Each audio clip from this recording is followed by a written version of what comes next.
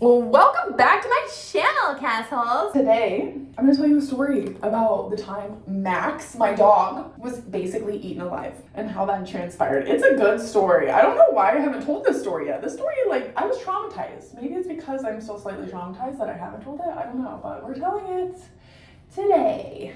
Max, at the time, I was living alone at the apartment that me and my husband had gotten here originally in Vegas. He had moved out at the time and I was still taking care of both of our dogs because he didn't have the means to have the dog yet. So our little dog Luna, she was more of like a puppy at the time, and then Max, right? So I decided on just a regular day, you know, any old day, I had to go to work later that day actually, to take the dog out, both of the dogs out. I had them on a leash and I wandered around our building. So here's my building. Here's a neighbor's building. And in between our buildings is a sidewalk, and I just wandered around, right? I'm wandering around the building and I'm on the phone with a friend, and I'm literally like wandering in front of my neighbor's, my direct neighbor that lives on the bottom floor's front door. And I literally made a comment to my friend on the phone and I go, ooh, it smells like sage. And I kept walking. And as I kept walking, I walked past their front door, which was cracked. I did not see it was cracked at the time. Their door was cracked. Their pit bull escaped from the front door, and all I heard was the neighbor lady scream. I don't know what she screamed, but she screamed something to catch my attention, because immediately I turned around and a ginormous pit bull is charging me and my dogs. So within the blink of an eye, I remember Max turning his back to the dog that was charging at us, and the dog latched on to Max's like hindquarters, like Max's like butt meat, and screaming. I have my friend on the phone. My friend on the phone hears bloody murder happening, for all they know, right? I'm trying to pick Max up by his harness, because Max is in a harness at the time. I'm trying to pick Max up by the harness, and the dog has latched onto Max so hard that the way he tugged on Max was brutal. It was brutal. And the dog owner is outside at this time, right? She's trying to get a hold of her dog. At this time also, I have a teeny tiny dog named Luna, my other dog. She is trying to get away. She's scuffling away. She's fucking panicking, like, and choking herself out on her damn leash to get loose, because, like, fuck, she's next, right? I'm so glad that she didn't get eaten alive. Oh my god, she wouldn't have made it. Anyways, I accidentally let go of her leash, and she takes off around the complex. I have, at this point, the neighbor lady got control of her dog. She really wasn't that far behind her dog when her dog came out. She's gotten control of her dog, and I have gone chasing Luna through the complex while Max is on my arm, and I can tell Max is bleeding. Like, I saw a gash in Max's ass where I was like, fuck, he has to go to the vet. I chased my dog Luna back around the building. She literally did a reverse. Like, we went through the middle of the building and back. She went back in front of the front door and back through and up our staircase, right? So I chased her around this building screaming bloody murder. I think I'm never gonna see this dog again, because she's just such a fucking scaredy cat. And I get back to the kind of where the incident happened in front of the front, and the neighbor's boyfriend or husband or whatever the fuck that piece of shit was, he was out front, and he goes, what happened? I'm like, you're a dog, attack mine, obviously, right? And they're like, is everything okay? And I'm like, I don't know. I know that this animal right here on my hip needs to go to the vet. He 100% needs to go. I need to go check on the one that's upstairs really quick and put her away if she's fine, to take this dog to the fucking emergency room, right? The neighbor lady who saw and witnessed the whole thing was like, I want to go with you. Can I ride with you? So I was like, sure. You know, she was like, we're going to take care of this. We'll pay for it. Kind of like, holy shit, you know, she was feeling like she took the blame, right? We get to the vet. They quote me up a quote of like $1,700 worth of repairs to Max, because we get in there, we get into the vet's office. At the time, you know, my partner still lived here, Austin lived here, my husband, whatever. He shows up at the vet. So it's me, him, and the neighbor lady. And We're all in there together, and they go to like look at Max on the exam table, and little neighbor, not the neighbor lady, the vet picks up a toupee of skin on Max's butt cheek. Literally like lifts his whole ass cheek like a toupee of skin, and you can see just flesh, just a fatty layer of skin, right? The neighbor lady, I'll never forget this because I remember watching, and like the neighbor lady was like, oh my god! I was like horrified. And I was like, your dog did that. And she's like, we'll pay for it, whatever, you know, we'll be responsible for it. So they come out here with like a quote of $1,700. She signs this quote, right? She signed the quote that she would be responsible for it. But in order for them to even do anything to Max, they needed half. They need half. And so we kind of look at her like, so you gonna come up with half? And she's kind of like, oh, no, I can't, blah, blah, blah. There's nothing I can do. Let me call a couple of people, right? Okay. She calls her man, right? He is a piece of shit. We'll get to him later. He must have, they either didn't have money, they didn't want to cough up money. They couldn't even cough up $50. They couldn't cough up shit. At the time I was getting ready to move to a new apartment and put in like a deposit towards an apartment and like to move here actually. So thankfully I had like a little bit extra money in order to pay for this. So I was like, fine, I'm not just gonna let my fucking dog sit in the back and potentially die. I didn't really know what his case was at the point. I didn't know how like serious it was because I just knew it wasn't good. So the neighbor lady said she'll take care of it. She's like, we'll work it out between us. So I take her back to the house, to the apartment. They're working on Max at the vet. I take her back. Me, my partner at the time, her and her man come up to my apartment, and her man stand there and they apologize. They're like, we're gonna handle this like neighbors if you can just agree not to call the police or get any animal control involved, like, you know, neighbor to neighbor. And at the time I lived alone in that apartment by myself, and I didn't really want to cause drama with the neighbors. So I kind of was like, okay, yeah, we can work it out, you know, every couple of weeks. If you guys can just throw me a couple $100 until it's paid off, like that's, you know, totally fine. They paid me like $500 total, right? I hit them up every 2 weeks. For a while, they couldn't pay me for like 2 weeks. Me and the neighbor lady were kind of like in cahoots, right? Her man and I got into an argument one day because he had called and basically said that I had made the altercation worse. He kind of tried to victim blame. He called me and was like, yo, I feel like you, by lifting your dog and trying to save your dog's life, essentially, it made it much worse. And so you should be responsible for at least half of the damages. And I kind of was like, no, my dogs were on a leash. You were inconsiderate, irresponsible, whatever the word is for your animal. And it got loose and attacked me and my animals. I basically told him, I told him about himself, right? I told him he was a piece of shit, essentially, kind of, and he got mad. And he said, what kind of responsibilities do you have? Because I was kind of like, dude, I have responsibilities. I need this money. Like, I don't just like shit money out of trees. Like, I may have had the money at the time to save my dog's life, but I need you to work with me and help pay me back. Like, I'm not asking a lot. I'm not asking you for a lump sum. Nothing of that sort, right? It should have been when I fucking just said, fuck you, and called animal control this time, right? So me and the neighbor man kind of get into it over the phone, and he's kind of like, you know what, fuck you, bitch. You're not getting shit. And I was like, okay, fine. I was kind of like, we'll play this game. I don't give a fuck. And I was going to call animal control at that time. The girlfriend called me, and she goes, please don't do this. Like, we can work something out. I'll call my sugar daddy, or whatever she called him. I don't know what the hell. She's like, I'll get in hold of my sugar daddy, and he can, you know, pay you something. Okay. She was able to pay me, like, I don't know, $100, $200 from her sugar daddy, right? So it kind of like, you know, I felt bad for her because she told me basically like, I can't just go and give you a bunch of money.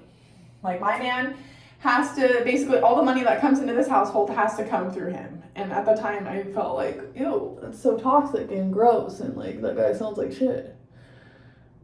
Like, you know, she's in an abusive relationship, right? What am I supposed to do? That's not why I'm here. I'm here because of my fucking dog. And if she wanted help, maybe she would ask me for it, but she's not. So she basically told me that she has to fucking tell her man about any money that comes through the household, that she can't just go up and give me, you know, her paycheck, essentially. And I'm kind of like, I don't really give a shit, you know? Tell your man to fucking figure it out. He's the fucking asshole that made me feel like I didn't have responsibilities, right? So he's like, what responsibilities do you have? I'm like, I don't know. I pay for this fucking 2-bedroom apartment by my fucking self and I don't want to. And, you know, when you have a bunch of kids and a fucking bunch of people living in your house, like, cough up a couple $100. I get it, you know. I did another situation at the time. It was kind of like COVID, whatever. No excuses for them. All you need to know is that that man fucking sucked. And that girl, I kind of felt bad for her, but after a while, like, you really can't. Like, she had kids with him, so that's probably why she was subjected to that fucking man's, like... He was just a fucking asshole, dumbass, idiot. Alright, so... He has victim blamed me, made me feel like I'm the bad person for walking my animals in front of his apartment, essentially, right? And so I kind of am like, okay... I'm just dealing with her. You know, I was like, look, I'm just going to deal with you. And that's just what it is. And her and I kind of were like, okay, that's fine. We can deal with that. We'll make it work. It goes like a little while where like I don't get money, right? I haven't gotten money in like a month. And I kind of message her and I'm like, hey, like, you know, I'm messaging her every 2 weeks from the last time I got money. You know, if she's able to send me money every 2 weeks, right? Like, you know, I just assume, you know, around that time. And I wasn't, like, bothering her or harassing her, which I think is really interesting because she told, yeah. Eventually, I didn't hear from her. She started ghosting me. At one point, I messaged her and was like, look, bitch. Actually, do I still have these messages? One sec. I might. Hold on. This would be awesome if I did. Essentially, I had been, like, one of my last few messages was like, look, lady. If you're not going to pay me, that's fine. I'm going to get in touch with animal control and just take it from there because at this point, you guys could literally give a shit to pay me for something that you were responsible for. And she essentially wrote me back, like, you're harassing me and, like, I don't appreciate being harassed about this. I reply, I'm not harassing you. I have messaged you only every 2 weeks from the last time that you paid me. I'm like, that's not far-fetched to assume that every 2 weeks you can pay me money. Otherwise, why are we not in communication like adults about how we're going to settle this? Because you guys are the ones that came to me and said you wanted to settle this like quote-unquote neighbors. So either settle it like neighbors or I will settle it like most other normal people would have, right? And I should have settled it this other way, right? I should have taken it to the police originally and let them face their consequences and get their ticket. Because I was even more annoyed at the end when I finally did hit up animal control, because I did, right? I hit up animal control and I'm like, hey, I sent photos to the apartment complex that I lived at the time. Or actually, I had finally moved out by this time. Like, I literally had like a couple weeks left living in this apartment. Maybe like 2 months.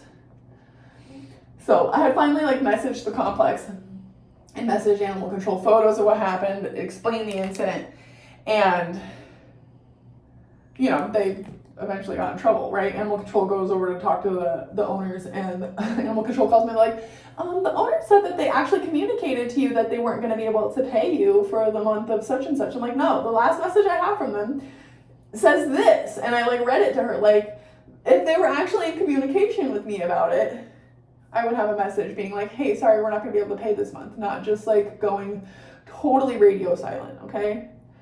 So she's like, essentially like, you know, giving me my options. Like, it's not basically told me it wasn't worth my time or the energy of the court to go and take them to small claims court for $1,800. Basically, I was told to fuck off by the cops. They're basically like, if they don't have money to pay right now for it, they're not going to have money to pay you through court. Yeah, but they're going to be legally obligated to pay me through court. I wish that, like, you know, again, I would have taken advice, listened to myself, listened to other people. I don't know. I just was trying to, like, not deal with confrontation, and I see now that, like, it's not done me any good. So yeah, I can insert some photos of the damage. I think I have some photos of what happened, if you guys are interested to see.